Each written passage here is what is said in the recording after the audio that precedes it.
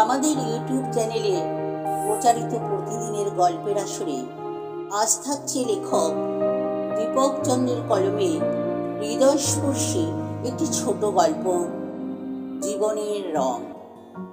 গল্প পাঠে আমি তাপসী দত্ত। আমি নন্দিতা। ছোটবেলা থেকে সাংস্কৃতিক পরিবেশে বড় হয়েছি। গান, নাচ, আবৃত্তি, নাটক এসবই ছিল আমার নেশা। স্কুলে, পাড়ায় নানা অনুষ্ঠানে পারফর্ম করতাম, আর সবাই প্রশংসায় ভাসাতো। আমি যেন আনন্দের সাগরে ভাসতাম। মাও খুব উৎসাহ দিতেন।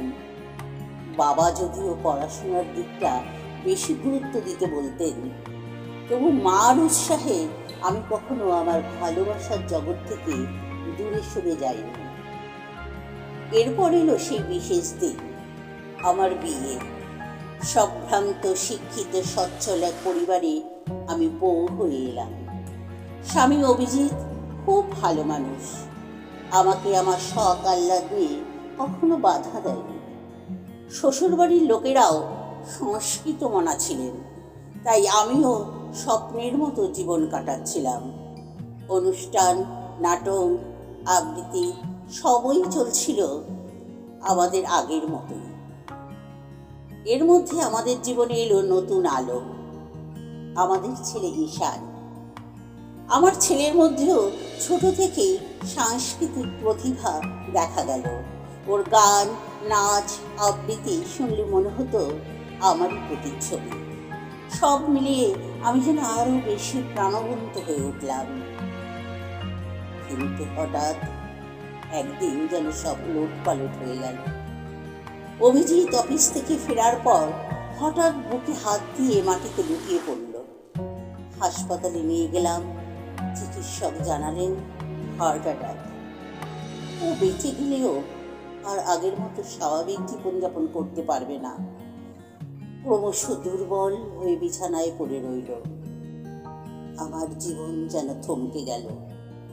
যেই আমি প্রতিদিন গান, নাচ, নাটক, আবৃত্তি নিয়ে ডুবে থাকতাম, সেই আমি এক অন্ধকার বন্দি জীবনে আটকে গেলাম। কোথাও যেতে পারতাম না, কোনো অনুষ্ঠানে অংশ নিতে পারতাম না। আমি বুঝতে পারছিলাম সাংস্কৃতিক জীবন থেকে নিজেকে সরিয়ে নিতে হচ্ছে। ভেতরে ভেতরে একটা শূন্যতা গ্রাস করে চলছিল আমাকে। নিজের ভালো লাগাগুলো বিসর্জন দিয়ে কেবল অভিজিৎ আর ঈশানের দিকে মন দিলাম। বছরের পর বছর এভাবেই কেটে গেল। অভিজিৎ বিছানায় শুয়ে থাকতো, আমি তার সেবায় নিজেকে উৎসর্গ করেছিলাম। মাঝে মাঝে আয়নার সামনে দাঁড়ালে নিজেকে চিনতে পারতাম না। একটা সময় মনে হতে লাগলো আমি যেন নিঃশেষ হয়ে যাচ্ছি। এরপর এলো সেই দিন। ঈশান তখন কলেজে পড়ছে। ও একদিন আমাকে বলল, মা, তুমি কেন আবার শুরু করছো না? এতদিন শুধু আমাদের জন্য নিজেকে বলি দিয়েছ, এবার তোমার নিজের জন্য কিছু করো। বাবাও চাইবে তুমি আবার আগের মতো হয়ে ওঠো।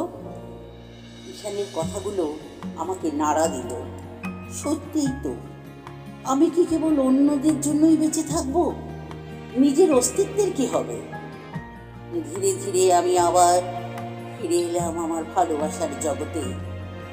প্রথম দিকে কষ্ট হচ্ছিল, আত্মবিশ্বাস কমে গিয়েছিল, কিন্তু যখন আবার মঞ্চে দাঁড়িয়ে মাইক্রোফোন হাতে নিলাম, দর্শকদের দিকে তাকিয়ে আবৃত্তি শুরু করলাম, তখন মনে হলো আমি আবার জীবন্ত হয়ে উঠছি।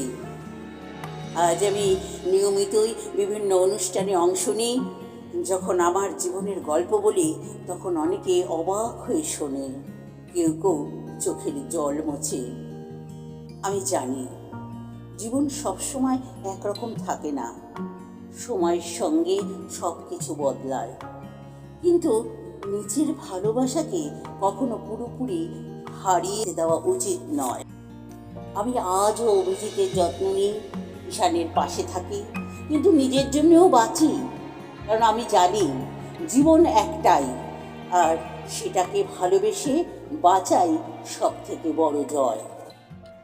গল্পটা শুনে ভালো লাগলে নির্দ্বিধায় লাইক, কমেন্ট এবং শেয়ার করুন।